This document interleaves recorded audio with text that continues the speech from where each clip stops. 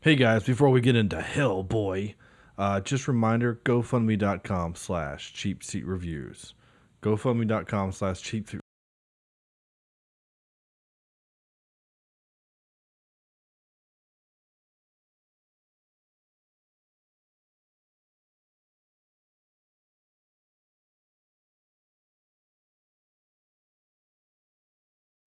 GoFundMe.com/Cheapseat Reviews. Help us out, and we really appreciate it. We really do. Thank you. Thank you very much for listening. What is it that makes a man a man? Is it his origins, the way things start? Or is it something else, something harder to describe? For me, it all began in 1944. Classified mission off the coast of Scotland. The Nazis were desperate. Combining science and black magic, they intended to upset the balance of the war. I was 28, already a paranormal advisor to President Roosevelt. I could never have suspected that what would transpire that night would not only affect the course of history, but change my life forever. We interrupt this program to bring you a special report.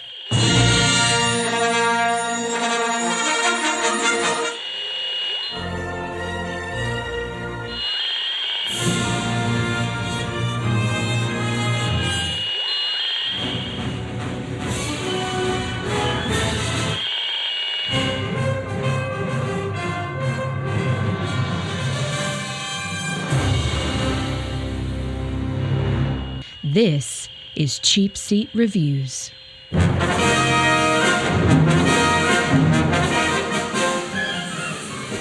Hello, and thank you for listening to Cheapseat Reviews, the podcast that explores the Hollywood film industry for the greater good.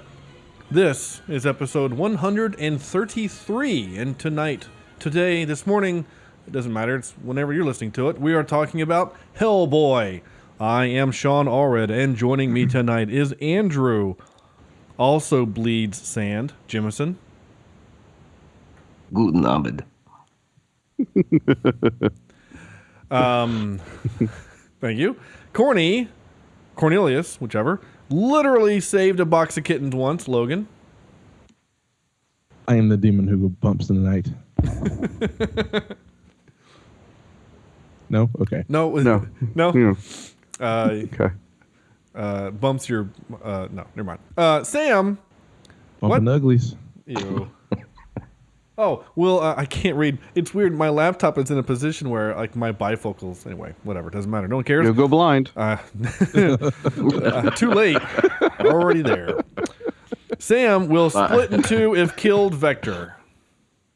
Always. Oh, hold on, kitty. Hold on, kitty. Back. Okay, good. We're okay. You good? Yeah, we're fine. Let's see. You've had an evil cat, a giant bug, and your dog attack you while recording. This is pretty crazy. Yep. Yep. Hey, Shawn, good to see you, buddy. Oh, it's always good to be seen, guys. So let's pull up a comfy chair and dive into Hellboy. That's right. This is 2004's. Yeah, 2004's Hellboy. Guillermo del Toro. I know. Guillermo. That's hard for me to say. We're just going to call him. I'm going to try not to call him Del Taco. Del Toro. Lord. Wait, what? Did we just actually say that? No, there's a restaurant. Shawn, I just want everybody to know that Shawn is the one that said it. No, there's a restaurant chain called Del Taco, and we were watching. No, we know. Yeah. And it was just funny because I don't know why. For some reason, my brain wants to say Del Taco because like it's just like feels like that's like the natural thing. There's like certain phrases you just say that you're just used to saying, like I don't know, whatever. Okay, Donald. All right. Just because you're moving south of here. Hey, that hole you're digging might actually take you to Hellboy's original home. Nice. Which is space, right? Isn't it? I mean, no, he should be from hell. I don't know why the space thing is. I don't know. That's the first thing I want to talk about. Like, should be. But before we do any of that, because I'm really interested to hear what Corny has to say as always, and as the rest of you, because this is a comic book movie. Well, not really Sam so much, but definitely Andrew and Sam. I mean, Andrew and Corny. You've been drinking? No, I'm just really tired. So you know how... So I've been sick the last, 5 days, and so my body has been nothing but, like a Walgreens store of chemicals and narcotics and things. So the Drano in your drink is finally starting to work. I don't know if that's the cocaine. I don't know. It's like seriously, you're the second person today make a cocaine joke reference to me. It's very strange. Joke. Yeah, weird. No, it's literally like I have this weird cocktail of cough suppressant plus the NyQuil and several other things and sure, of course, the Coke. So it's just words have been really bad for me recently, which is going to be fantastic for a podcast. So, Del Taco was a sign, and we're in for a treat. Jeez, I know. Gosh. Anyway, this is, like I said, what is this movie? Crap. Oh, it's Hellboy. Andrew hopefully has some better words to say about it than I do. When Nazis attempt to use black magic during the... Sorry, wait a minute. I don't think this was black What the hell magic. kind of magic is that? Let me reread this. Man, it's racist. I didn't see any voodoo doctors. All right, let me try this again. Okay. When the Nazis attempt to use magic during the last days of World War II, a monkey-like demon is thrown into the real world. Dr. Brutenholm discovers a creature and rescues it from danger. The creature grows up and goes by the name of Hellboy. Working in secrecy, Hellboy works to rid any evil. And when some familiar faces from the past reappear, it's going to take Hellboy, Dr. Zoidberg, and the pyromaniac ex-girlfriend to stop them. Yeah. Yeah, okay. All right, that was an interesting intro. I think I already like this movie with the thought of Zoidberg. That Zoidberg, yeah. He does eat rotten eggs. I mean, that's actually pretty accurate. Only way it would have been better is if when Samuel was fighting him down in the water, if the little fin thing on his head would have stuck up and he would have screamed like Zoidberg does. That would have been great. Oh my goodness. So yeah. So is it safe to say we've all seen this before? No. No. Yes. Wait, didn't we say that last week? Somebody hadn't seen it before, right? I was had not. Andrew. Yeah. So you were the virgin among us. That's right. I popped my Hellboy cherry tonight. Good. Hopefully, Right. So we made a virgin sacrifice tonight. and hopefully it wasn't painful. Ow! I just scratched my hand. And slightly offensive. Yes. I like this, Shawn. Yeah. I don't like Drug Shawn at all. This is Dump a couple N-bombs and you're in, man. Go. yeah. I think I'm gonna have to edit the show for my own content. Yeah, last week's show got weird. Shawn went on a 20-minute rant about how much he hated, ethnicity. Yeah. No. Yeah. Let's hope that doesn't happen because it shouldn't. Italians. Freaking Italians. No, I love Italians. Midget Italians. Oh, stop! This is getting no.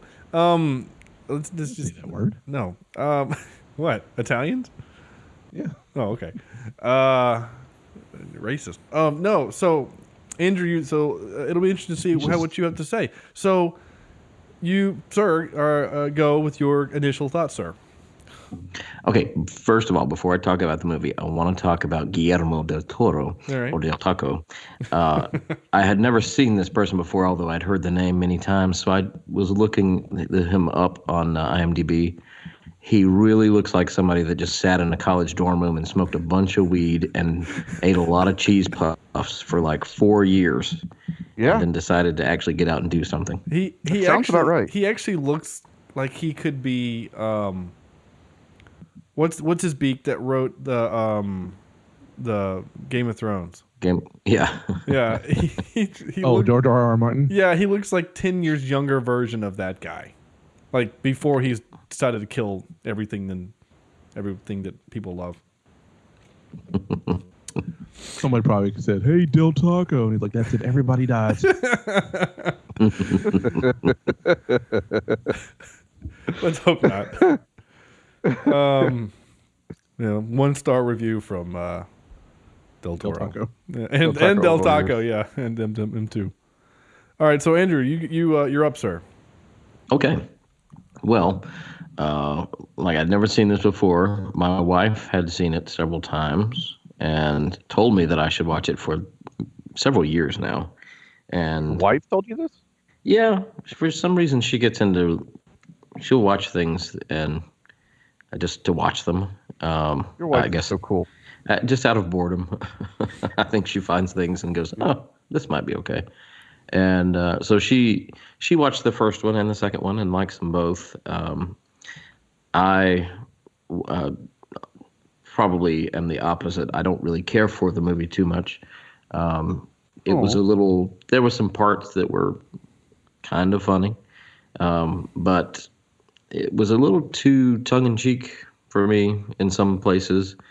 The CGI really bothered me. For 2004, it was a Super Nintendo quality at best. Yeah, I was gonna say like PS2, but yeah, you're right. It wasn't very good. Yeah.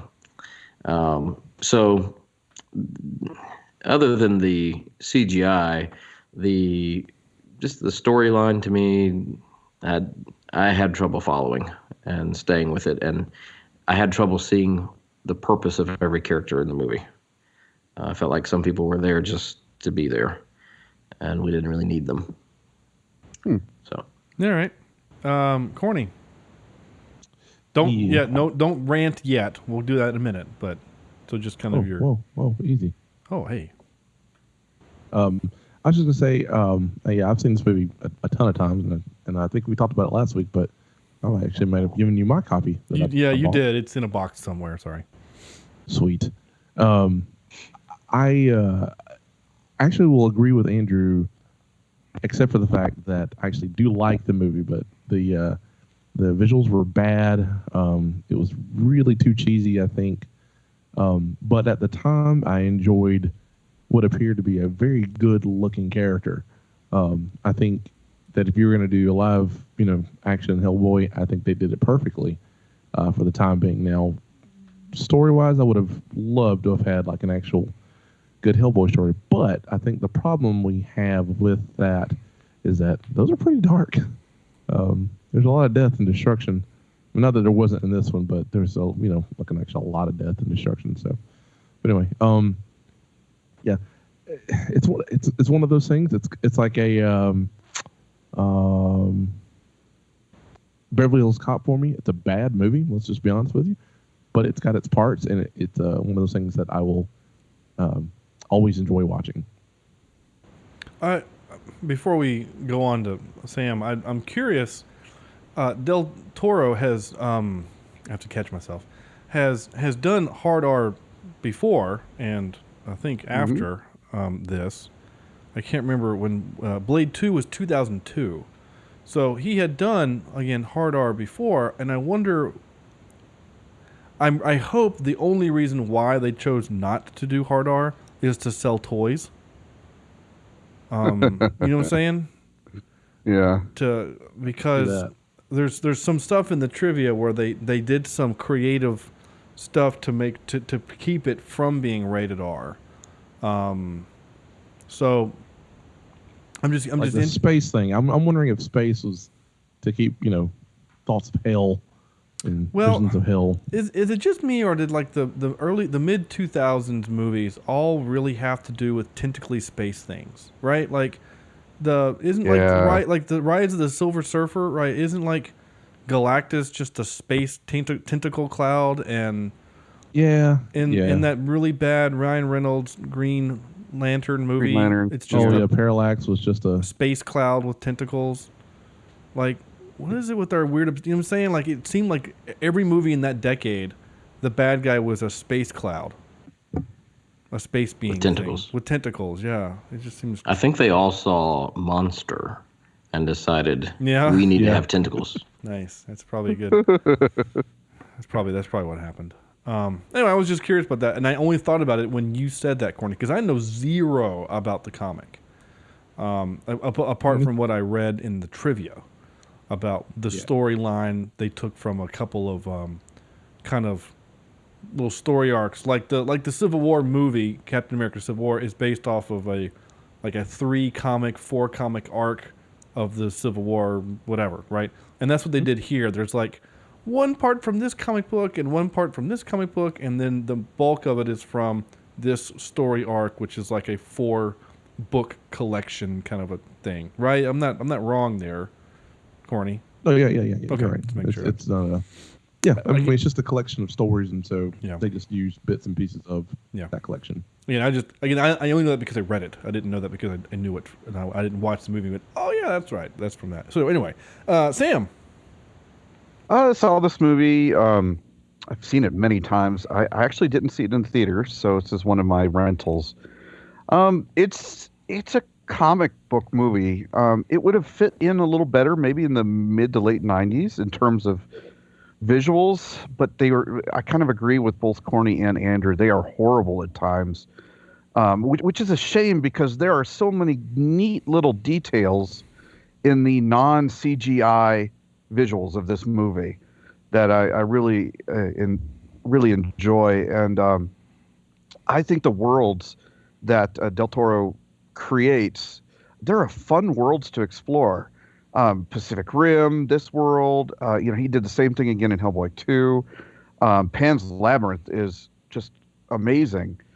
And I enjoy exploring those worlds. I think the tone of this movie is just a little off. It's lighthearted, yet lots of people die. There's lots of blood. There's stabbings. There's demons. And I figure I've never read the comic book, but I figured it might have been pretty hard to get off the page onto this. Is it? And I guess I have to ask Corny, translating it from the page, is it kind of this kooky type of sci-fi retro, almost like a steampunk type of feel in the comics? You don't really get that. I mean, well, no. Steampunk is not the idea. I mean, it's characters using ancient magic and things like that. So, and magic's just a thing, and summoning demons is just a thing, and people dying and being resurrected is just a thing. It's very okay. Imagine, if you will, Harry Potter, but all the really dark parts of it that were never shown. Like Hellboy's probably running around in that universe, Okay. I like that idea. Yeah, so I think Shawn is onto something in terms of making it more friendly to kids for merchandising. And I kind of get that feel from it. I still enjoy it. I sometimes think they tried to make it funny when it really kind of wasn't. And Ron Perlman's portrayal of Hellboy kind of grates on me sometimes because I just don't know if there's much for the character to do other than being really cool to look at. But the one sin that always gets on my nerves in these types of movies is the darn wire work. Yeah. I hate that stuff. And when you can really tell what the wires are there and they've just digitally erased them. And the physics just don't make sense, and that bothers me. You get punched, and you go in here, and then you dip, and then you go back up in the air. Yeah, and it totally takes me out of the movie when stuff like that happens. Absolutely. What do you think, Shawn? Okay, so I think I saw this with Corny. We mentioned it last week. I'm pretty sure you came over here to the house, and you're like, "Hey, I have this movie," because I think we watched it because the second one was coming out soon. Or had just come out, and I remember saying, "Hey, Corny, let's watch this thing because I've never seen it." So let's Hellboy. Yeah, the 2 came out in 2008. We had just moved into this house then, so yeah, maybe you came over and we watched Hellboy, and then maybe you and I went and saw Hellboy 2 in the theater. I don't know. I did see Hellboy 2 in the theater. I don't remember if it was you. It makes sense that it would be, but anyway. But I hadn't seen Hellboy since then, so 8 years since I've watched it, at least. Maybe since then. I doubt it. But I was kind of bored. I'm going to be honest. I was actually kind of bored. I thought everything was pretty. So Del Toro is I think brilliant kind of costume designer or has a brilliant Mood, costume. maybe? Huh? Yeah. Sets and mood, Yeah, like maybe. I could see he was actually slated at one point to direct the third Harry Potter film, and it went to somebody else. But I would love to see his vision in Harry Potter. And there are other properties that I think he would be, really, really good at. I think him and Tim Burton have like a really cool style. And I like Ron Perlman's makeup for Hellboy was really cool, and like you said, he was really neat to look at and really interesting. But I just Water Ape, he was cool to look at. Again, like just the Abe Pagoda. The costume and the makeup and all that stuff was just really fascinating and stuff. I didn't really have personally much of a problem with the wire work. It didn't bother me. The moment it happened, I'm like, oh, this is going to be one of those movies where, he gets hit by something and then he goes through 6 walls and then falls. Yeah. And I was like, whatever, fine. That seems kind of what we expected in the mid 2000s our comic book movies to do, right? Because again, this is coming 1 year after Daredevil, the movie, right? So we hadn't quite figured out, we're a year away from Batman Begins, so we hadn't quite figured out how to make a good comic book movie, not named Spider-Man, the first one, or the second one. Yeah. So I guess my point is, my initial thought is that I was kind of bored, and I was really confused, and in my notes I asked a lot of questions, and I've mentioned this before many times in the show where I ask questions in the notes before I go and read trivia, because sometimes the trivia answers my question, or sometimes later in the movie my question gets answered and then I erase my question if it does get answered. But I don't think very many of them got answered. So that's why I was confused. Like even when Corny made the joke earlier about me digging to where Hellboy came from, but he came from space, and I was really confused as why he has the stone hand thing, because when I thought the first time I watched it, I thought, oh, it's because other dude had the big hand thingy, so he should have the big hand thingy, but that's not true. And Andrew, we keep referring to Corny. Andrew, did you ever read any of these Dark Horse comics? No, I didn't. Okay, I didn't want to keep referring to Corny, and Andrew's over here with his hand raised going, I have things to say about the source. But I was confused as why he had the stone hand. Again, at the end of the movie, he's like, you have the stone hand thing because so you can open the door. You were born for that. Okay, fine. But I was always confused. It's because I was like, oh, it's because Dude Man McBeard had the stone or the big kind of steampunk hand thing. Good old Rasputin. Yeah, I will say this, Sam and Andrew, to your points about the wire work. The first thing that actually took me out of the film, I'm okay with magic. Again, Harry Potter, I love it, and I'm okay with the fact that they conjured the devil, whatever he is. Here, I'm good with that. I'm sorry, they conjured what? The devil monkey. No, I think you have something special for that. What? What'd they conjure? Yeah, what did they conjure against Shawn? Do I have a clip for this? Yeah. Definitely. Oh crap! I don't know. I don't know. Our long lost brother would have said something about it. Yeah. Oh. Gee, you really are kind of wow, he is off tonight. Cornelius! No, that's not what it was. No. Close. I feel like a Power Ranger! Was that it? No.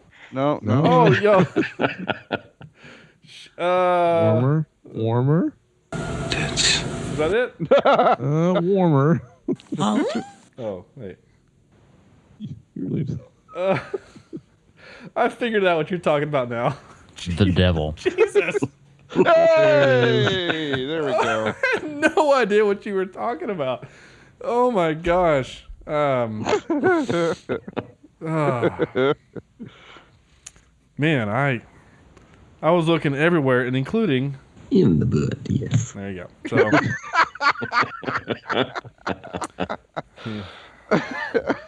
Jeez. Okay. Yes. He conjured the devil. Shit. That was bad. Anyway. I love it. Man. Sorry. Oh. Note to self, don't podcast when you're on cold meds. Jeez. What were we talking about? Oh, so here literally the thing that threw me out of the movie, and this is because it's me. I had a harder time believing that Nazis landed in Scotland without anyone knowing more than any other part of the movie. I'm like, there's no way they got to Scotland without anyone knowing. That's not gonna whatever. Anyway, It was an island off of Scotland. but still, you know how hard that would be? No, it's not. Take a U-boat. All that gear that they had, they'd have to take like 12 U-boats. Anyway, One Y boat. and what boat? What was I gonna say? I don't remember. Doesn't matter. No, but yeah, I mean, so we're gonna have to like journey through this together. I think, all of us. Don't stop believing. Well, I haven't started yet. Actually, Hold is the on to problem. that feeling. It was also Street very lights. convenient that the Nazis all spoke perfect English so that we knew what was going on. I appreciated that. This is good. Like it's not even that they spoke, English with German accents. I mean, the only German word I heard was when one of them screamed "grenade" in German, and I think we can all pretty much agree that a grenade doesn't blow you backwards; it kills you, right? Like you wouldn't you wouldn't be flung backwards by a grenade, and then do this. Yeah. Yeah, I think we had at least 2 William screams, didn't we? I only know that one. If there was another one, I didn't hear it, but I definitely got. I like how he was able to scream as only his skeleton was visible in the shot. A Skeletor could do it. Well, that's true. That's very true. So anyway, whatever, fine. Steampunk ninja guy, like. I liked the clockwork on him. That was kind of fun. His costume was great, and he was very cool. I was still confused, though. Was he alive? Was he just a puppet of Rasputin? Like Rasputin had to be nearby for him to do his bidding? Like, is that how that worked? Corny? No, I never thought about that. Anyone? Yeah, okay. Because comics. He was I just went with a because comics. right? Well, yeah. I mean, John Hurt. Yeah. He's doing the autopsy, and he's like he's so old that his body would his bones would be just dust now, and was evidence every time he got shot, dust would pour out of him like he was made of it. But when he shows back up, Hurt knew to look around and go, okay, where's the puppet master? So that made me think he is only alive because Rasputin magic. Interesting. So is there Maybe. is there like Well, something was obviously keeping a few of them alive right. because the German girl was there too. Yeah. So yeah, exactly. So it just made me wonder, like, is there a limit?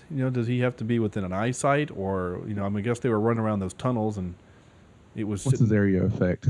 Yeah, exactly. Like he was in there listening to music on a turntable, not turntable, but a iPad. Trolla. an iPad. What, 7 been great years to- before it was invented? Yeah. Well, those Germans, they could travel time No, And that's go to true. space. They were on the moon, Yeah, I do know. We did a whole movie about it. Yep. And last week too. So that was whatever. Back to the tone of the movie, though. Before I keep going, I was really thrown off by Jeffrey Tambor being in this movie. Which one was this? He's Which one is he? He's the grumpy bureaucrat. I'm in charge. Okay. Herpa derpa derpa. He's a comedian. He's like Curb Your Enthusiasm. Like, Oh, yeah. you know what I'm saying? Like he's supposed to be funny man, and like that's his job is to be a comedian. So then you put him in this, and he's just grumpy. He's a trope. He's just a freaking trope, and not even a very good trope. And I'm going to say this: this movie has probably had more tropes in it than, or not more, but like the most we've had in a while. I'm just gonna say. I would agree. You know what I'm Well, saying? that's why I said it belongs in the 90s when all that was happening. Yeah. You know, and it was What the hell is just, your avatar you know, tonight? fill your movie as much as possible with. I don't know what Sam's Do avatar what? is, but it's freaking me out. You're. By the way, Skype is really not liking you tonight, Sam. Oh man, You're really crunchy and you're all over the place. If it does it again, And peanut buttery. we'll kick you out. We'll bring you back in. Yeah. What seemed really easy to revive bad guy? Oh yeah, they just poured blood on the ground and then he just showed up. It seemed really simple. Why didn't they just carry around a vial of blood? Yeah. Make things a lot easier. I don't know. It just seemed really easy, but whatever. I guess you have to move the plot along. And I never felt Essentially- like. Oh, go ahead. Oh, I would say that's the GTA 5 version of doing something. All right, you paid for a service and then shoot the person and get your money back. Yeah, pretty much. Yeah, actually, yeah. Oh no, what I was going to mention earlier is like knife wielding guy, right? So you have all these American soldiers. This is another thing that's kind of bothered me about this movie. If you weren't the main character, you were terrible at your job, right? So like all the ancillary FBI guys and the soldiers at the beginning of the movie, they were terrible. All right? Let me get this straight. I have a rifle, right? The purpose of a rifle is to shoot bad guys at distance. So when knife-wielding man has hacked apart a couple dudes, I'm not going to go near him with my bayoneted rifle. I'm going to shoot him from a distance. Now, eventually, we would learn that that wouldn't matter. But my point is, you don't know that yet. So I was these are U.S. soldiers. We were smarter than that. We won the war. Stop it with this. And that grumpy sergeant pissed me off too. Like, why do I want movies? some butts. Well, yeah, I mean, he's not just that, but like, okay, I get it. You don't have to believe. And I've never even heard of the word paranormal, blah, blah, blah, blah, blah. Okay, fine, but why do you have to be so mean about it? Just whatever. Typical army guy. I mean, but like, we know people that are in the the military, and they're not complete assholes.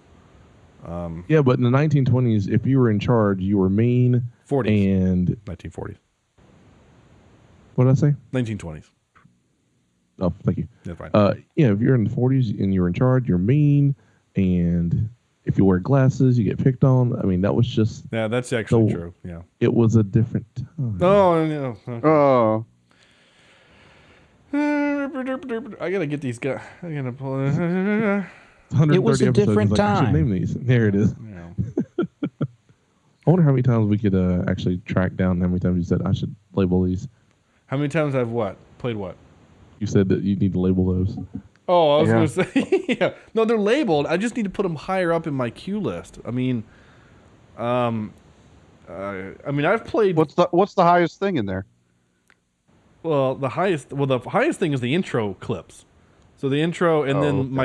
my show music, and then outro. So the next thing past my outro, boy, people are really interested in this.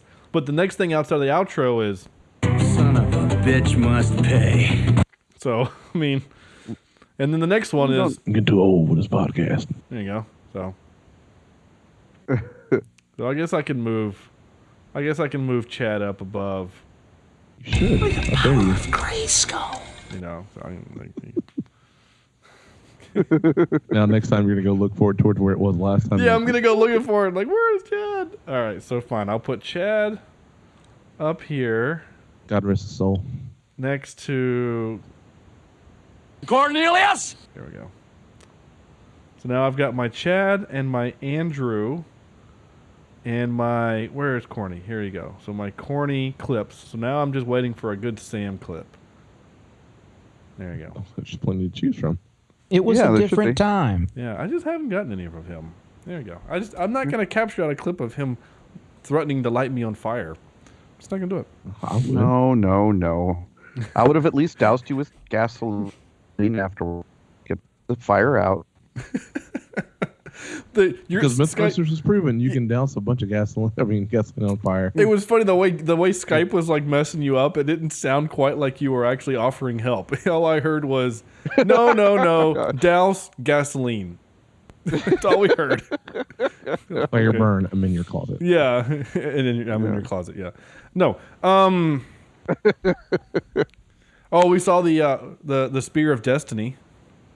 Yeah. Yeah. So there's a little Constantine. It is the spear dun, dun, dun, of destiny. Okay. Pick up I destiny. didn't. Is it breaking the fourth wall by putting the comic book in the movie that inspired the movie? No, not really. No? So there's not. Okay. I mean, you had the same thing as Captain Didn't he- America. having Speaking Captain of breaking the fourth wall, didn't he look at the camera in one scene? Like he just looked over at the camera and smiled. Maybe. I don't know. I missed it if he did. It might have been one of the think times he did. I was either typing or doing something more interesting. Well, I'm trying to think. Okay, with the Captain America reference, though. No, I guess it's still kind of breaking the fourth wall, and I'm not saying that it's bad. It didn't really bother me. I just thought it was kind of funny. But yeah, you're right. Yeah, they do that. They do that in Captain America. No, whatever. But Captain America is like out in the open, like he's a soldier, whereas Hellboy is this weird thing that people like not even sure if he's real. I wonder if like Gotham, like in Batman universe, like if there's some dude like making comics about the Batman, that'd be kind of cool, right? In the Batman universe, is that a thing that's ever happened, Corny? Maybe. Technically, there's a universe where the superheroes, the Justice League and whatnot, are in the comics, and just Like every universe. That seems like something that would be like in a Deadpool, issue.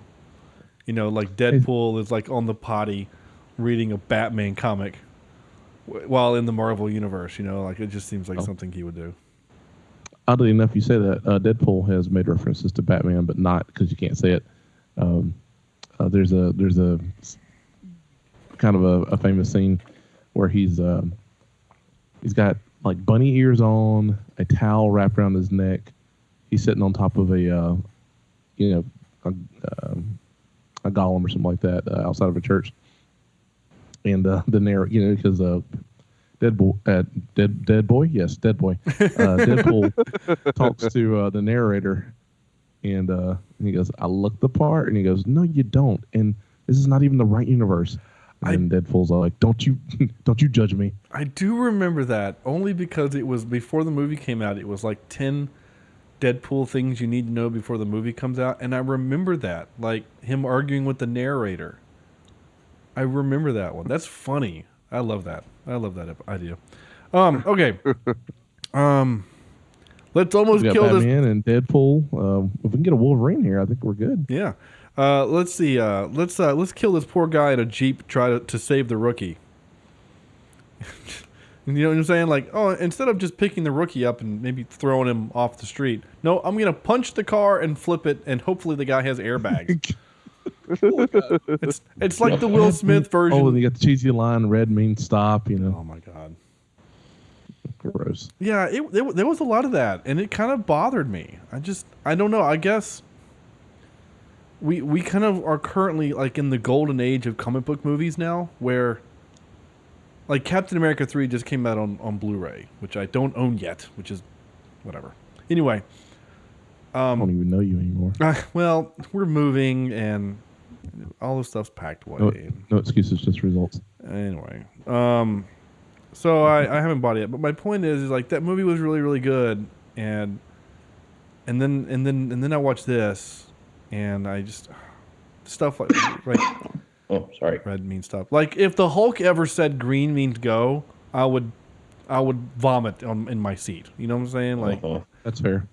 Just that sounds terrible. Not that Well, maybe Hulk's match is all the that. new Hulk might do it. Yeah, you think so? The more kid friendly, green means go, and count to Well, three. I'm just thinking of it because Bruce Banner is actually no more currently. We've got Amadeus Cho is the new Hulk currently. Is that in the new comic books or something? Yes. Man, they're changing all. Amadeus. Amadeus. Rock me, Amadeus. You said that, Thank and for you. some reason my brain went to Bohemian Rhapsody. all my brain went to Amadeus Figaro, Magnifico. I don't know why. Again, drugs. Could be the drugs you're on. I actually thought that was the word for a second. Like my brain actually accepted that. Amadeus Figaro, Magnifico. No. Okay. Anyway, cocaine's a hell of a drug. Man, so, son of a mother. What? Oh, yeah. He basically pulls like a Will Smith in that movie where he's a superhero. Crap. What's it called? Hancock. Yeah, Hancock. Where like instead of just flying up, he just smacks the tray and it just derails. I'm sure we just cost $38 million of damage, but I saved this dude in his shitty car.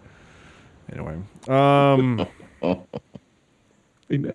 guy's all right, so I gotta call the insurance company. Yeah, I was driving last night and a giant red demon monster punched the shit out of my Jeep. Yeah. How do we handle this? Yeah. Click. Hello. Yeah. Is this considered under act of God? Because can we do act of devil? Is that the same thing? No? Okay. Oddly enough, they actually have that insurance, but everybody turns it down because that's just evil. Nice. Act of devil. Want to deal with that? These have to be the worst FBI guys ever. ... since Die Hard. That's what I wrote. Poor Die Hard. Kill 'em all. There's these two over there. Oh, we should take my gun, stand in the middle of the hallway, and beep boop bop beep bop. Oh, where did they go? Dead. My gosh, they are the worst. They were the worst. They deserve to die. How did you even get out of Quantico? They were terrible. And that's my point in this movie is like unless you were painted a different color or could light on fire or was other dude, the rookie, you were gonna die. I guess Jeffrey Tambor. Plot armor was strong in this movie. Yeah, around those four people or whatever. But like, by the way, how old was John Hurt's character? If he was 28 years old in World War II, at the end of the war, he was 28 in 1944. How old would he have been in 2004? I guess, 28 plus what? 2004, that's 60, right? Yep. Yeah. So 88. That's still, for some reason, that seems a lot longer. I don't know why. Whatever. I'm an idiot. It's in like dog years or something. Yeah, well, it's reverse dog years for Hellboy. No damn sense. The movie did make me hungry with all the food he had, and I never saw him eat it. Chili.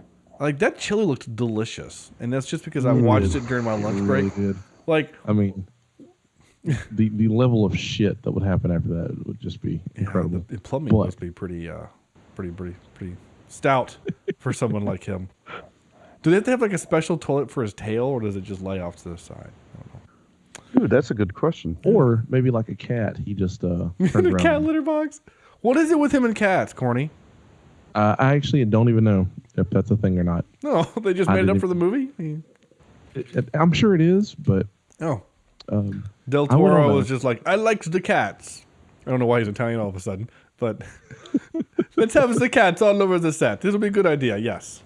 There you go. Is it like the little kitties? I'm sure that's what he sounds like. No idea. All right, whatever. What? But I was gonna say I had read over because this movie was coming up, and I was like, I haven't actually checked up on like this comic, and so I read like probably a couple synopses of the last couple of comics, and I wanted to bring up that there was an actually interesting comment made by our comedian. He said, after you've killed everything, what are you going to do? And the comic actually answers that question. Yeah. So essentially, he, for all intents and purposes, spoiler alert, Hellboy is actually dead now. He's dead. He's gone forever. He did. Yeah, he did. He was fighting this thing, and the thing took his heart, just removed it from his body, killed him. So now Hellboy goes to hell. In the hand, to answer another question, the hand was a thing that other demons wanted, and Hellboy kept the hand because he knew it was just safer with him. So no one could use it for their ultimate evil. He goes to hell, and then a bunch of people try to attack him, and he gets some help for a little bit by some other people. But essentially, he just kills a lot of demons, and eventually, it's just him kind of chilling by himself forever. Interesting. It's really sad. It would be. Was Constantine also Dark Horse Comics? It's DC now, but I wonder if I was wondering. I don't remember. Was it? No, wait. His publication. Anyway, I was just Dark curious. Horse. It doesn't matter. Wait, what? Dark Horse has Avatar: The Last Airbender as a comic book series? What? Yeah, that's kind of cool. See Aang fighting Hellboy. That'd be interesting. Yeah, I just clicked on. I just went to Dark Horse's website, and new releases, bestsellers is Hellboy.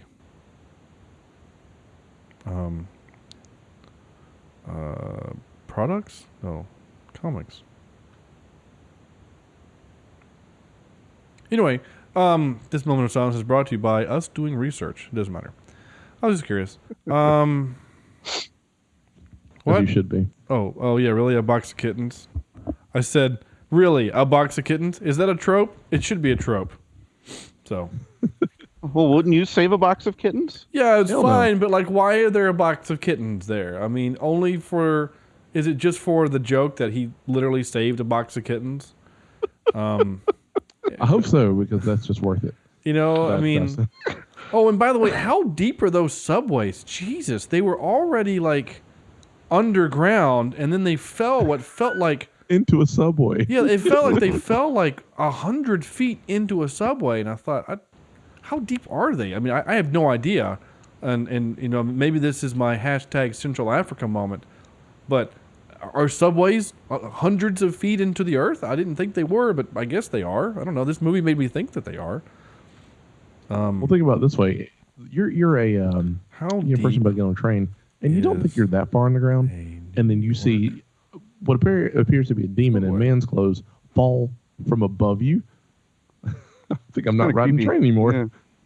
The deepest and highest subway stations in New York. So 191st Street. It's a 346 feet. No, so the deepest It's the subway deepest subway in the world. Well, yeah, but in New York, which is where they were, at least that's where I think that's where they were supposed to be.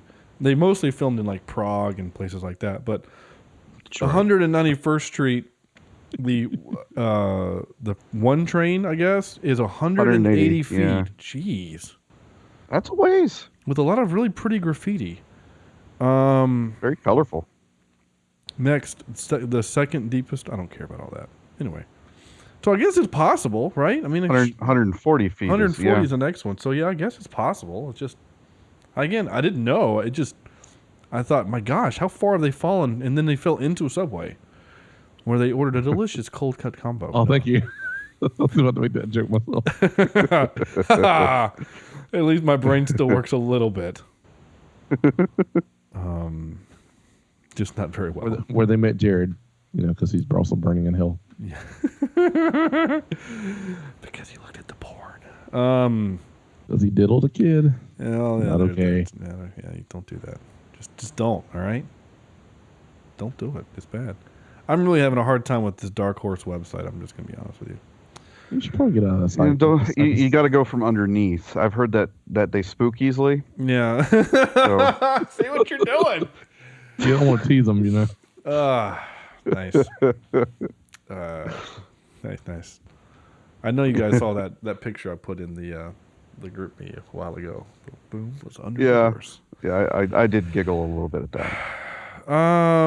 What? Oh, crazy dreams. Hope she didn't kill anybody in that hospital. Jeez, that was. They are all dead. I mean, good lord. She definitely killed the guards. Yeah, the orderlies or whatever. I mean, yeah.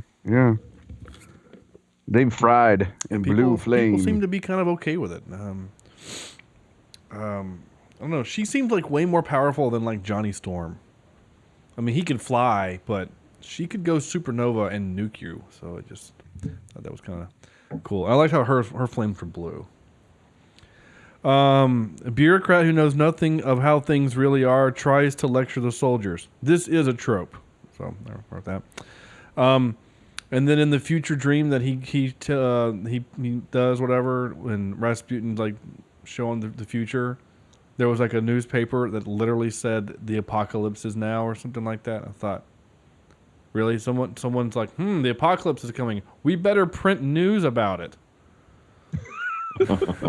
Just seemed real dumb. Someone goes outside. Man, the sky's really red outside. Yeah. Pick up the paper. Oh, shit. Oh, it's the apocalypse. Damn, man, if only the newspaper had told us this ahead of time, we would have known how to bring sunscreen. That's stupid. That just bothered me. It's just dumb. Really? Oh, yeah. Wait, what? Why would you make a giant hammer pendulum? Clearly, you can only use it once. Like, what is the purpose of that thing other than to be a booby trap once? Once you've done it, that's it, right? Like, well, we've used our thing one time. Guess we can't build a bridge again because there's a giant pendulum still. You got to set it up right the first time. They had another castle, but Johnny in maintenance was just like, "Hey guys, I think we got it." Oh no! No. Like, do you test it first? Like, how do you test that? You know? And like that was. Oh, go ahead. You get foam versions of it. Oh, yeah. Boop. Oh, okay, good. It works. The other part was like, were they triggering things or was it being manipulated by somebody else? Like, they never showed them, like, hitting tripwires or the thing, you know? Like, I was kind of expecting Indiana Jones where someone, like, leaned against the wrong thing. Like, oh, I'm so tired. Like, he pulls a gag, right? As long as they don't, get separated, we're fine. And then I was expecting the gag where, like, one of the FBI agents, puts, something down on a rock, and that's what triggered everything. If you're gonna be funny, then might as well go all out, right? What? Now they're buds because they helped each other, and then I wrote trope in all caps because that is a trope. They had a what? They had a stockade specifically made for him that only magic could save. And then the big monster thing looks like the newest expansion in Hearthstone. That's what I wrote. So if you're playing Hearthstone, you know what that means. If not, go play Hearthstone, and then you'll make sense. I don't know what to tell you. I thought the boss fight was super anticlimactic. I don't know. Here's another. I guess a new trope. Badass hero gets digested and blows up the monster from within. Well, essentially, you have the Hulk jumping. Kind of. I mean, we did see that back in 1998 with Men in Black. Oh yeah, with K going into the. Yeah, he's got to get his gun. Yeah, it's the exact same thing. In fact, that CGI looked way better than this CGI. Now that was a $100 million movie. This was only a $68 million movie. So. No excuse. Oh, hey Andrew, it's been a while. This movie didn't really make a lot of money worldwide. It only made $100 million. I mean, only $100 million, but I mean, $68 million to make. So I'm actually surprised that it made a sequel. I don't know if the sequel made any money. I have no idea. Let's find out. I doubt it. I just remember being really confused at the sequel. Like I remember it being really pretty, and then I was more confused at that one than I was in this one. Let's see the sequel. Yeah, budget of $85 million, and it grossed worldwide $160 million. So it doubled what it needed to. Well, good job. I don't remember it. I don't remember much of that about that movie. They had Ron Perlman going door to door. Hey, give me some money. In the Hellboy costume. Oh my god! I like Ron Perlman. Of course, he's our Star Trek connection for this episode. Just don't look at Group Me right now. Don't look at Group Me. Yes, isn't that awesome? I have to now. I was ignoring Andrew for a little bit, but I guess apparently I shouldn't. You're not going to ignore it anymore. I cannot unsee what I've seen. Oh Jesus. Okay, here it comes, and oh my lord.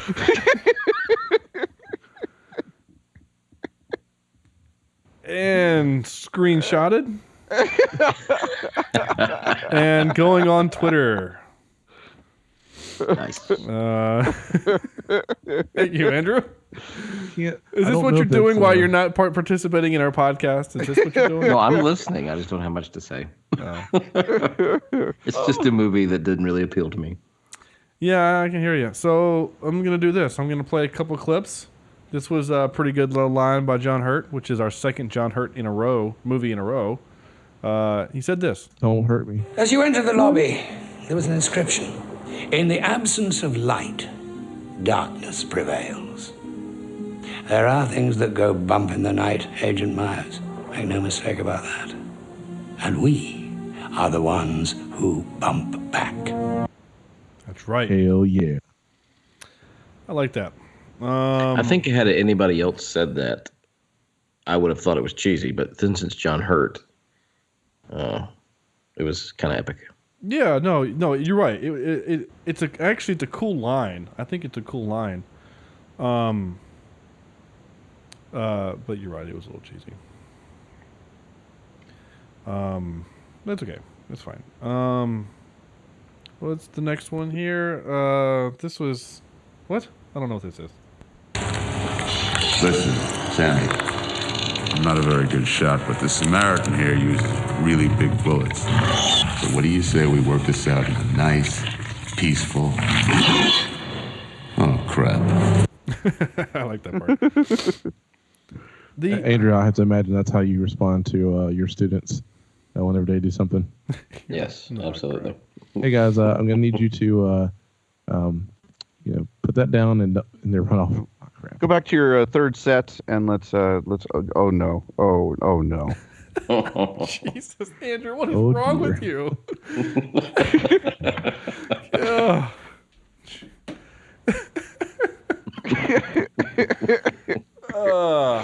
Yes. If you're listening to this episode now, go to our Twitter page and you will see what we all just saw. iOS 10 is just... I just saw the second one. What the hell? Okay, moving on.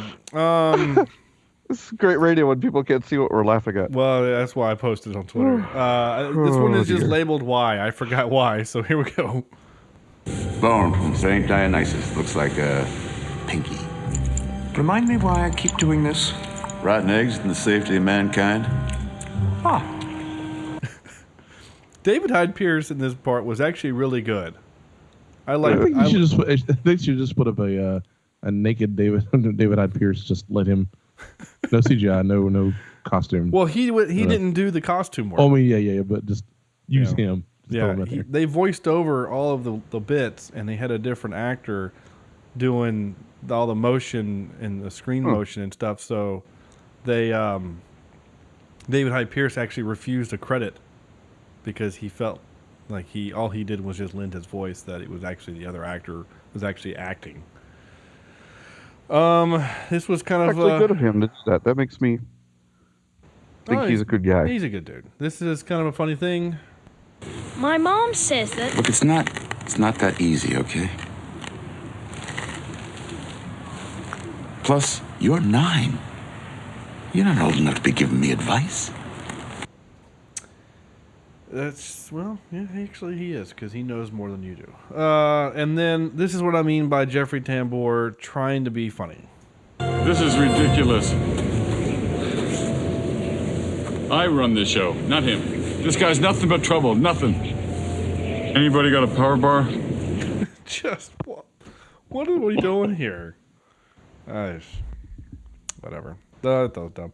And this again, his character is just a big, fat, bald trope. It was just dumb. Like, Yep. That's the one character that when I said that I felt like there were people in the movie that didn't need to be there, that was the very first one that came to mind. Yeah. He ruined the movie for me. He didn't make the movie better, certainly.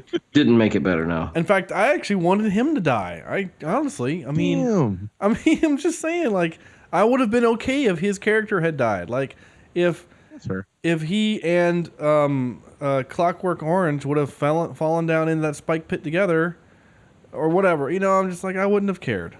So, oh, the humanity. Yeah, whatever. I did like the fact that he jumped a giant sprocket on top of that guy just to make sure that Sandman stayed down there. I wonder if it was Spacely Sprockets, because yeah, Jetsons reference. There you go. Thank you. Nice. All right, here we go. And now for some more bad news. Ready? More tropes. Let's see. Military guy has a cigar. Half expecting to see the Red Skull fighting Captain America in the background. Sorry, that's not a trope. That's my note. Somehow I got it in the wrong section. That would have been great though. Like while they were in Scotland fighting, they were just in the background fighting. That would have been pretty great. If you really care about me, you have to leave me alone trope. The raining at a funeral trope. Just big old can of Tropicana. That's all I'm going to say. All right, now we're ready for trivia. Doug Jones, Abe already said that. Ron Perlman broke a rib while filming the subway scene. He jumped onto a train that was coming towards him at 45 miles per hour. Oh my gosh. Ooh. Damn, Ron Perlman. Right, like who do you think you are, Jackie Chan? Think about that. I mean, basically he's jumping onto a moving vehicle at 45 miles an hour? Yeah. Is that what it's saying? Yeah, he got hit by a car, basically, but a subway. Dude. Yeah. What's wrong with you? I thought he was tough, but damn. Upon meeting to discuss the movie, Hellboy creator Mike Mignola? I can't read. Mignola, yeah. And director Del Toro decided to reveal to each other their choice for the lead role of Hellboy. And on the same time, they went 1, 2, 3, Ron Perlman. So there you go. Did we just become best friends? I think we did. When Del Toro met with producers, many changes to the Hellboy character were suggested. And these are terrible, by the way, okay? Make him blue. No, one of them was to have Hellboy be a human who transforms into Hellboy when he gets angry. Yeah, no. So Red Hulk. And another suggestion was that he came from hell, but was a normal human. Del Toro vetoed all such attempts to alter the character. And Jeff, why did people do I'm glad that? he did. Oh yeah, I don't know. Just because producers, because they have all the money, they think they can make better decisions. It's the same thing that goes back to you never let Vicky Vale into the Batcave. Is that the producers who had all the money overrode Tim Burton. And they're like, you got to have Vicky Vale in the Batcave. And Tim Burton was like, you would never do that. But he got overridden in that case because he didn't have enough clout yet in Hollywood, whereas Del Toro did. So, anyway, just stupid. Producers are stupid. Just give the directors money and go away. Right? Whatever. Jeffrey Tambor stepped into the production a week before filming kicked off because the actor who was previously cast in the part didn't show up. What? Yeah. Hey, we want you for the part. Great. See you in a month. You seen Bob? No? Hey, Jeff, you do anything? No? Rest of Development, you done? Okay, come over here. All right. So I was going to do the recasting game, but they are actually making a Hellboy 3. Really? Really, really. And it's called something interesting. What's it called? Hellboy 3? Yeah, it's called Hellboy. No, it's just called Hellboy 3. There's Hellboy 3. That is interesting. I thought that. Well, the second one is like Hellboy 3: The Golden Army. I didn't know if it was going to have a subtitle. All it says is the further adventures of Hellboy. That's all it says. And the only one, Hellboy, Ron Perlman, Hellboy, rumored. Doug Jones, Abe Sapien, rumored. Okay. So you know nothing. He's doing a bunch of stuff, Ron Perlman is. He's doing a bunch of new stuff. He's going to be in... Oh, he's in the Fantastic Beasts and Where to Find Them movie. And then he's also going to be in the new Pacific Rim movie, Maelstrom. Isn't that a ride at Epcot? I don't know. You tell me. You're the one that goes to Disney World every 5 weeks. It's true. Yeah. That's the one that the Frozen ride took over in Norway. Yeah, Isn't that an expensive store in the mall? The Maelstrom? Maelstrom? Oh, Yeah. you're thinking of Nordstrom. Nordstrom. Nordstrom. I was trying to figure out where the joke was. I couldn't get there. It was still funny. It's not your fault. I'm dumb. I blame it on the meds. Blame it on the blame it on meds. alcohol. Yeah. Oh, sorry. I went to the 90s. Wow. Yeah. Damn. Yeah. Let me sure I'm gonna do a reference that's culturally significant and accurate at this moment and timely. At least 30 years ago. Yeah, at least you're blaming only alcohol. It's fairly recent. Anyway, soundtrack, I gave it a PG for pretty good. I thought it was fine. I didn't really, heroic, you know. I don't even know who did it. I didn't really notice it much. Typical fanfare stuff, you know. Yeah, tagline: "Give evil hell." How cute. Which, you know, was more from space. Again, I don't understand that. I don't either. This is gonna be totally like selfish of me, but like when we watch like I'm not saying this is a bad movie. I'm like when we watch Monsters, and I go into IMDb and I see that like I was on Final Girl the other day because I couldn't remember who was one of the characters, and like their IMDb score was up like 400%. I thought, is that because of us? How awesome is that? That's pretty. No, that's not a. No. Marco Beltrami is the music man. He has done. Good job. He's done such things as the new Ben-Hur. He did Gods of Egypt, Hitman, Agent 47, The Giver, The November Man, Snowpiercer. Basically, he's done our Cheapseat Reviews collection. World War Z. Damn. I mean, he's done other movies. I'm just doing ones that we've done. I'm surprised we haven't done Max Payne. We should. That's a movie that just screams what we do. The Hurt Locker.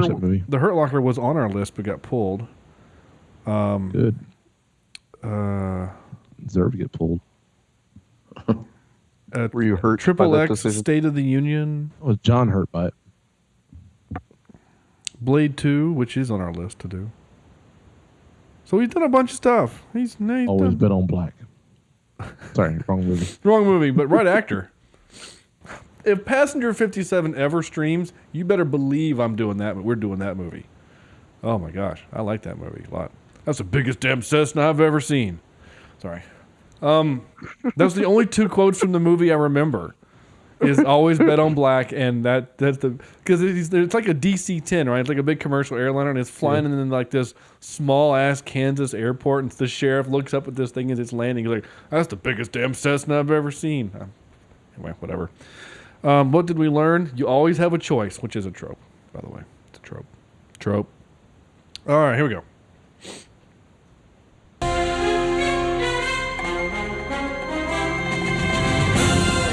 Well, Hellboy is what you would consider, by most accounts, an anti-hero, right? He's kind of evil in his own way, or he's supposed to be, but occasionally will do good things as needed. So we decided to do... Sam. Sam is the anti-hero of our podcast. He is Samael. He's the hero we sometimes don't need but want, or something. Don't want but need. I think it. Anyway. Sorry. So we're gonna do anti-hero is our top 3. I would be hard pressed to imagine that we don't all have at least one character that share the same character. But if we don't, it'll be interesting. Andrew. Okay, I have some honorable mentions. No. Yeah. Okay. Sorry, it's the Mets talking. That's okay. I have Michelle Pfeiffer as Catwoman in Batman Returns. Okay. And then Billy Bob Thornton as Carl Childers in Sling Blade. Oh. Yeah. And then coming in at number 3, I have Alan Rickman as Severus Snape in the Harry Potter series. All right. Oh, spoiler. Yeah. Number 2, Samuel L. Jackson as Jules Winfield in Pulp Fiction. All right. And number 1, Ryan Reynolds. Is he a hero? How is he a hero? As Deadpool. How is he How is he an anti-hero? How is he a hero? He saves the diner from getting robbed. Does he? Yeah. He just told them to pull the guns down. He just didn't want people to get shot because he didn't want to get shot. But he was a hero. Was he? They were going to rob the place, and then Kept they people didn't. from getting killed. Is that what he was? Okay, all right, fine. He still gave, but he still allowed himself to be robbed, which is weird. Whatever. All right, fine. He's a hero. I don't think he's a hero, but whatever. He was complicit in multiple murders. True. Anti-hero. Anti-hero. That's like saying the Joker is an anti-hero. Is because he helped take someone. Technically, he might have been. Yeah, well, I know. I mean, I know that thing that we think of, or that theory is that he helped take down the mob, basically. So, in essence, he's doing Batman's work. So he's an anti-hero, but he's not an anti-hero. He's still, chaos. Whatever your Venn diagram says he is, or whatever it's called. He's chaos evil, right, or whatever it is. Chaotic neutral. He's not chaotic neutral. He's a lawful evil. He has rules, but he still does bad shit. What rules does he have? He kills everything. A hospital, for God's sake. Yeah. We're talking about Jules Verne? No, I'm talking about the Joker. Oh, Joker. Oh, no, he's Is his name Jules Verne? That's not his name. No, it's Winfield. Okay. Where did we get Jules Verne? I was like, 50,000 Leagues Under the Sea. Okay, cool. Jules Verne is a bad mother. Shut your mouth. I'm just talking about going around the world in 80 days. Welcome to 18th Century Literature Podcast Hour. Yeah. Oh, that was great, Corny. Yeah. No, not Jules Verne. Damn it. Jules, what's his name? Sam Jackson. We're talking about the Joker from The Dark Knight. Yeah, no, he's a chaotic evil. Right, that's my point. My saying is saying that Jules, whatever his name is, Sam Jackson character being an anti-hero is like saying that the Joker is an anti-hero just because he does, whatever. It doesn't matter. I'll allow it. I don't care. I'm done arguing. Sam. All right. Deadpool was your number one. Okay, yeah, I got it. Sorry.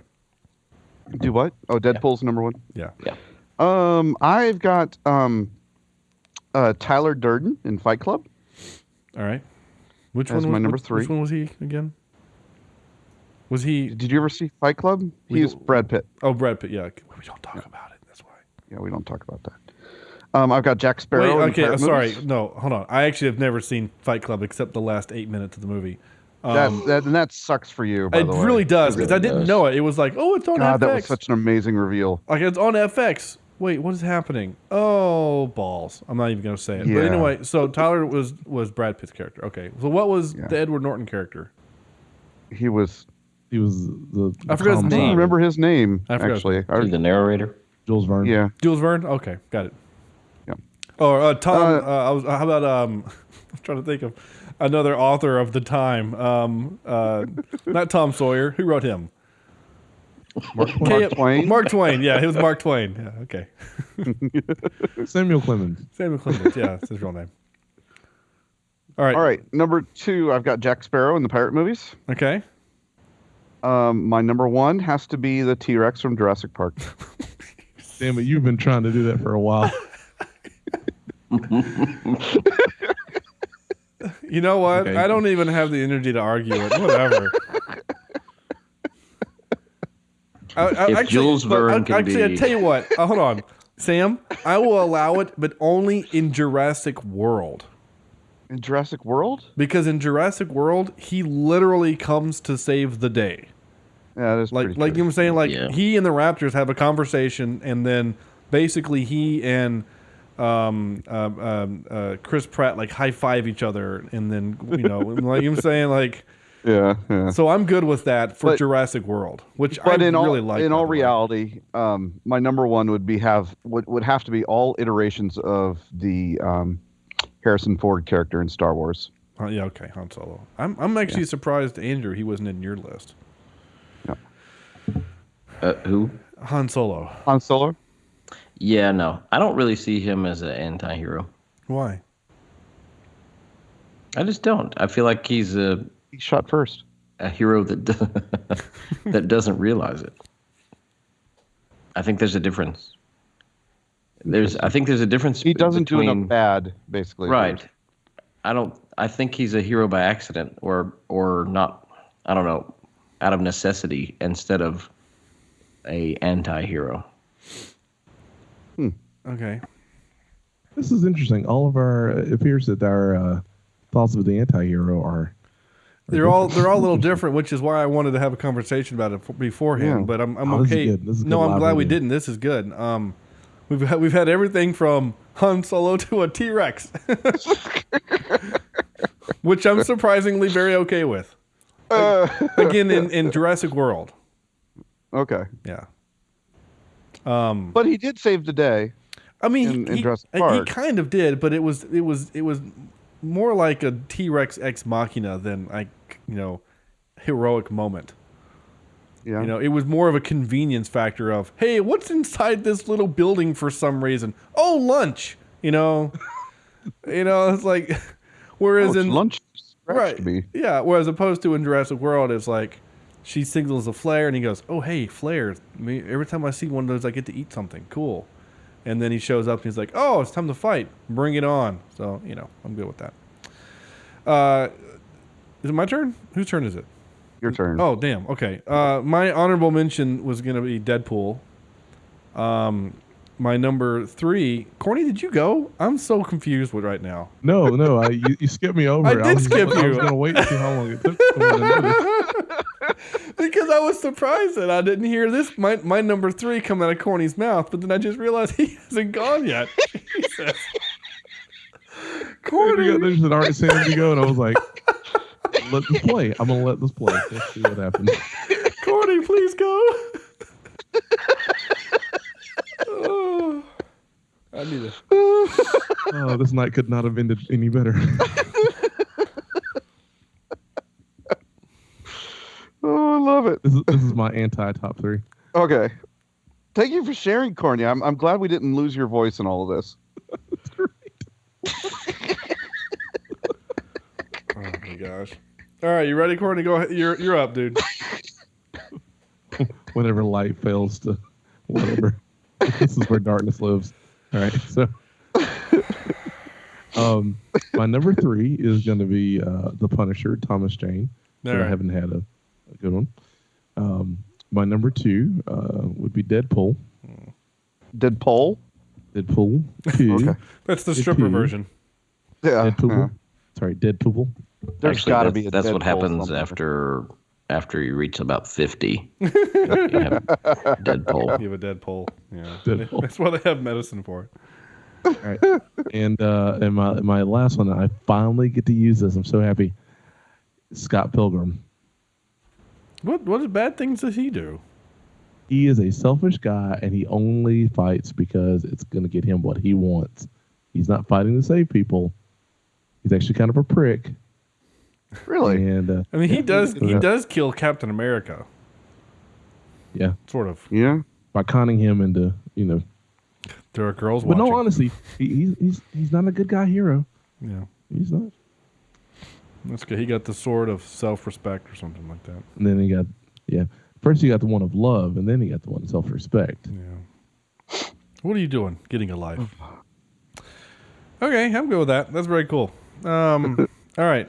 So I'm still surprised then that this didn't come out of your mouth. My number 3 was Deadpool. My number, actually, that was my honorable mention. My second honorable mention is going to be Blade. Yeah, I was gonna go with Blade, but I'm doing the 3, and Scott Pilgrim was superseded Blade. Yeah, that's fair. But I thought about it. My number 3 would be John Wick. Oh yeah, son of a bitch! All right, I'm surprised. Son of a bitch must pay. That's right. Yeah. Oh, wait. Yeah, you go. Son of a bitch must pay. Yeah. My number And two. that guy too. Yeah. Yeah? Yeah, a little bit. But more like. Yeah, no, you're right. Yeah. No, my number 2 is Han Solo, and my number 1, of course, it has to be, for me, Mal Reynolds. Malcolm Reynolds. That's right, from Firefly. Serenity. Yeah, cool. Which I would loop him in my number 1 group of anybody You're kind gonna do of like. what to him? Did you say you're going to lube him? Maybe. I need an adult. So you're gonna do a Deadpool on him? Is that what you're gonna say? No. Yeah. Okay. Yeah. Sure. Jesus. What do you mean you're He's gonna? up there with Han Solo. Andrew, you did say over 50. Well, so hang in Sam, there before you. Why did you put him in there with Han Solo? He's he's a space pirate. Okay. But like, I think the big difference is that we kind of all of Han's scoundrelness is implied. Right? The only quote-unquote scoundrel thing he does is, 1, he shoots first, and 2, he takes the money and runs, but then does the flip and comes back. Whereas Malcolm, throughout the Firefly show, he's robbing people, right? You know, he's like, and he'll kill whoever. I mean, even in the movie, they make point of the fact that he shoots and kills, or not kills. Well, yeah, he kills 2 unarmed men, and he shoots the agent once or twice while he's unarmed too. So I think he's more scoundrel. I think Malcolm is what Han was supposed to be, kind of all along. You know, like. Oh wait, there you go, Malcolm Reynolds. You can't take this guy from me. There you go. I saw a really funny comic today that my dad sent me. It was this guy watching. He's on his laptop or whatever. And he's got a little thought bubble. He's like, "This show looks really dumb." And then the next caption is like, he's got big tears, and it just says, "You can't take the sky from me," coming from the computer screen. I'm like, absolutely. There you go. I love it. All right, that's it. Email. We have an email this week. Yay! Lives. No, it's not. I promise. We have an email, and it's from a lady. Oh, right. Another lady? Yeah, Ooh, from a Samantha. We've got 2 ladies? We do have 2 female listeners, and one of them isn't Chad's wife. This is from Samantha. Bless her heart. Hey guys, love the show. I recently watched a film that I think might be good for your program for the October series. Sorry, Sam, we already have the website posted for all the movies we're going to do, and we're not going to add any more. But we'll do it after Halloween. Sure, yeah. Because why the hell not? Sorry. Should have hit the That's mute how button. you get ants. What? Coughing? I was as confused as you on that one. This whole episode's been confusing. I recently watched a film that I might think would be good for your program for the October series. Check out The Curse of Sleeping Beauty. It's a pretty terrible movie, but it does have a couple of good actors in it. The one thing that really got my attention was the costumes. Anyway, I hope you guys can fit it in. Can't wait to hear what you think. Thanks again, Sam. So, yeah, thanks, Sam. Perfect. Sam, like a Sam we know. No, I'm not buying it. Like a Samantha. It's a trap. I'm not buying it. It actually is a trap. I actually see that person's full name. So either Sam went the extra length to create a well, hold on, I gotta see. Nope. Female persona. Yeah, well, not even just that. I'm actually not surprised. He would probably do that, but I mean, I'm trying to see what email address that they used. Yeah, don't say it out loud. I'm not going to. Okay, well, it's still all right. It's still a Gmail account but I know it's not, because when I clicked on it, there was a picture. So, thank you, Google, for doing that. Anyway, yeah. So, Sam, absolutely, we'll do that. We'll throw it on the list. So, that's the noise that we make when we get a movie on the list, apparently. So I'll stick it in there somewhere with some other. Jeez. Yeah, I did not mean for that. I did not mean for that. Oh, dang it, Shawn. I don't know, but the question is, in the bud, yes. There you go. All right. Glad it was you and not me. Yeah. Aren't you glad that will live forever with Andrew? Yes, thanks. Hey, you're the one that said it. I'm just the one that recorded it. So I don't know which way makes it worse. So, what was it called? The Curse of Sleeping Beauty? The Curse of... Yeah, I think so. Sleeping Beauty. Right to the list as we speak. So, yay, huzzah. Huzzah. So there we go. Great. So again, do your send us your emails and we will do your movies because that's how we roll. Out of 10 time. Out of 10. This is how we do it. That wasn't supposed to sound like a cat for some reason. But That was weird. It did kind of cat soundish. Hellboy, out of 10. Andrew. All right, I am going to give this a 5.7. Make sure you put a question mark with that. Yeah. Yes. Dead what? Dead kittens. Oh. Didn't make it in the box. Oh, that's so sad. Corny, I won't skip over you this time. Damn. I will have to give it a 6.3. It wasn't a great movie, but I enjoyed visual Hellboy and Selma Blair. Back when she wasn't completely Looney Tunes. Yeah, we didn't talk about her much. She's very attractive, but she looks sleepy the whole movie. She just looks sleepy. Like she looks on screen how I feel right now. Yeah, I can see that. And obviously they're starting to wear off. Sam. I'm probably going to give it a 6.1 sand in my pants out of 10. Okay. That's about it. Yeah. Like I said, going off of listener Jen's request as to the why I didn't much really care for it. Again, I thought the story was kind of plotting and clunky. Characters that didn't need to be there, like Jeffrey Tambor's grumpy trope of a boss yells all the time thing.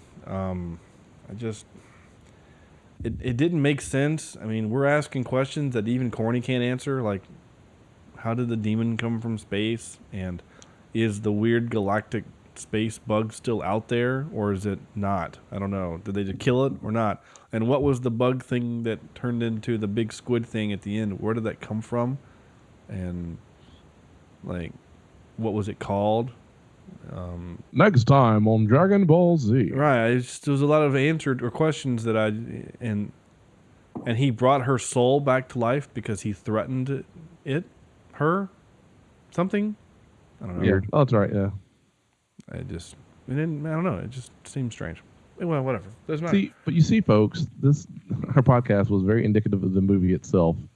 All over the place? Yeah. All over the place. Yeah. Nothing really made sense.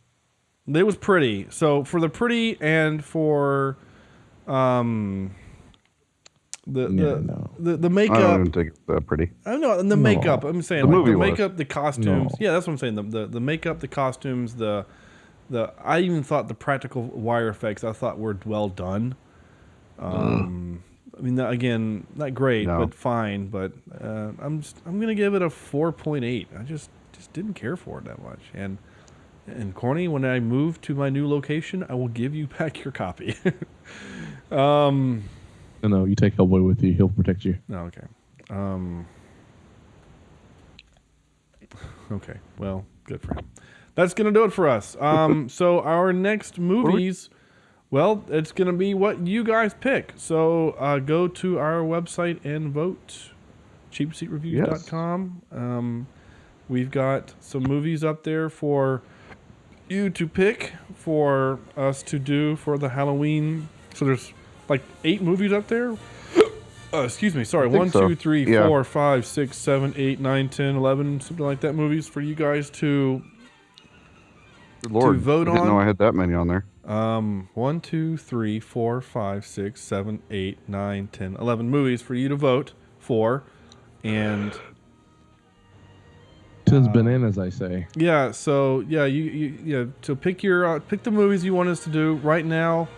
Jaws, The Exorcist, The Babadook, and I think Event Horizon are our top 4 if I'm reading this poll right? Baba Ganoush. The Deadpool, right? So go vote early and often. I hit that music way too soon. So yeah, you did. I'm going to pause it. So do that. Go to our website, cheapseatreviews.com, and do that kind of a thing. And then we will have that. And then once we're done with that, we're into November. We've got a whole bunch of other really good movies lined up. I'm super excited for the possibility of doing such movies as The Curse of Sleeping Beauty and Blade 2, Sweeney Todd, Saving Private Ryan, U-571. It's just a bunch of great movies on Facebook, on Netflix right now, and I'm really excited. So we are going to do that. There you go. That's going to do it for us. Now I'm going to hit the music, and I'm going to do the other stuff like Facebook.com/Cheapseat Reviews, at CheapseatCast is our Twitter, at Shawn J. Allred, at Sinigi16 is Sam, at Johnny Darko16 is Corny, and at A. Jemison is Andrew. Please, please, please send us your emails. We will read them on air, as I did earlier, at Cheapseat Reviews at gmail.com, I should say. Call 704-271-4290. GoFundMe.com/Cheapseat Reviews. Help us out there. That'd be great. You guys are awesome, our listeners. We thank you so much for all that you do for us. We do this because, we have nothing better to do on a Tuesday night. And that's going to do it. So on behalf of Andrew, Corny, Sam, this is Shawn saying thank you for listening and good night.